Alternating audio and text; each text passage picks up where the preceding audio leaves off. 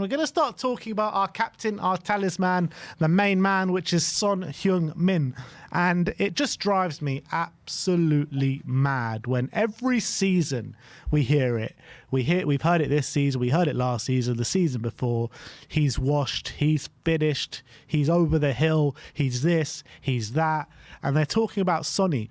And every single year, he proves the doubters wrong every single time. And it just drives me mad. Why do you think we keep hearing this from certain sections of the fan base? Why do people want to doubt Sonny when he just proves people wrong every single time? I really don't understand it, but yeah, you're right. I can remember the last time when it was he was doubted, wasn't he? And then he come on as a sub and scored a hat-trick against Leicester. Do you remember them times? I think that was insane. Yeah, it happens every year. I guess it's as a footballer gets older, it starts in the media maybe as well. The media likes to ignite stuff like that. Either way, he's absolutely incredible. I'm not part of the doubting brigade, to be honest. And looking back on, I've watched Match of the Day 6 times since it's been going. Is that it? Yeah. That was after coming back from both the gigs and singing all day about something. But yeah, that goal, it's typical Sonny as well. When he started that step over, there's only one thing happening. And yes, you could probably have a look at the goalkeeper there because it was near post, but he could have gone anywhere. So that's what Sonny does, and it doesn't give you any chance.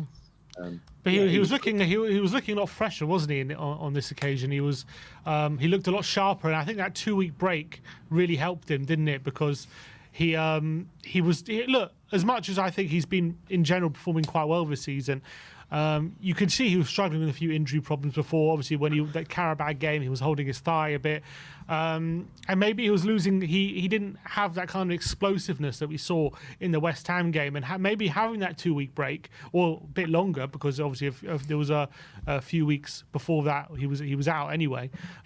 Maybe having that little rest has given him a bit of a recharge, and I think we saw a fresher Sonny than maybe we had before the international break. I think you're bang right, and I think I wonder if I don't think we'll see him Thursday, and I wonder if we'll see him even in the cups. I think that they did allude to that, didn't they? I think that Anne Jansson had come out and saying about the going across to international duty and everything being a lot stretched as he gets older. I do agree with that sense of his age, that he's not going to be able to play every game. But the same sense, going a little bit off topic, if we see Mikey Moore start again on Thursday, that's brilliant for me, because that could be a long-term replacement if we are thinking further down the line, 3 or 4 years or whatever it is. I just don't want to see Timo, really. I'd like to see Mikey come in for Sonny. But yeah, maybe he was. He went down, didn't he, at Karabag as well, and he was taken off. And so yeah, there was a bit of a concern. I think you're absolutely bang right. The break has given him that back to Sonny. But I don't think he was struggling as much as what people were saying either, though. I don't apply value to that, really. I think he's been, and again, looking at them highlights as I did 6 times, Sonny's off the ball work as well. Him alongside Solanke, the stuff that he do off the ball, he was involved in everything. So yeah, a big miss. And go on. I was going to say, if he was there for the second half in Brighton, maybe that capitulation would. Yeah, absolutely. And also, I think he deserves a lot of praise for parts of his game which he doesn't get praise for, because obviously we know Son is a brilliant finisher. We know in front of goal, if you give him a chance to shoot, he's going to more than likely find the back of the net. He's been one of the most clinical finishers in the Premier League for a number of years now, but his passing abilities definitely has gone under the radar, hasn't it? That pass to Udogie with the outside of his boot was absolutely sensational. It was like something Maddison will do, or Odegaard, or something, something a number 10 would do. That he did a similar pass as well to Kulusevski for the 3rd goal. And a lot of people, even I have as well, questioned, his creativity on that left-hand side, whether he's creative enough to really perform in an Ange system the way we need him to. But from what I'm seeing lately, especially as well, you look at the Brentford game, I think it was 7 chances created in that game as well. He was really laying them on a plate many times for his teammates. Are we really starting to see Son adapt that part of his game where he's able to create a high level of chances? Yeah, definitely. I reckon it's been drummed into him probably with the way that Ange ball is now. Everyone has to play their part. But yeah, I see. For looking back again at all the highlights, Son and Solanke are not praised enough for the stuff off the ball they're doing, or the chances before the assist, and just how much they're involved.